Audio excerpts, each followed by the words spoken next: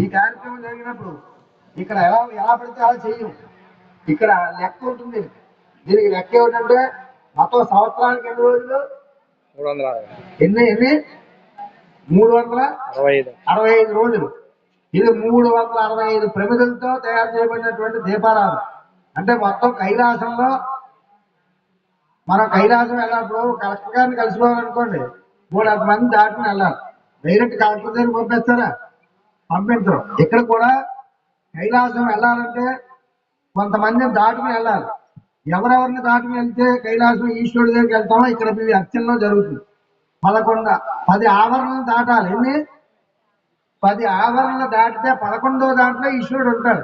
అప్పుడు ఈశ్వరుడు దర్శనం అవుతుంది. వీళ్ళందరూ దారి అవ్వలేదు అనుకోండి, మనకి కైలాసం వెళ్ళినవారు మధ్యలో ఆపేస్తారు.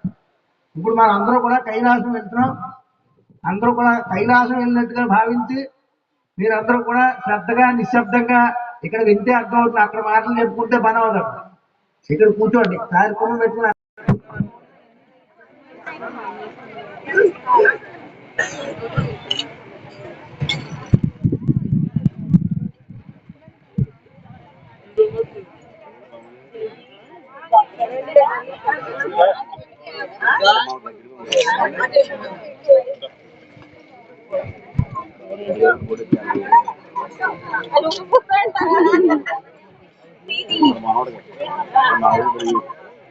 బండికి తెస్తున్నాం మరి మాకు ఇవ్వ.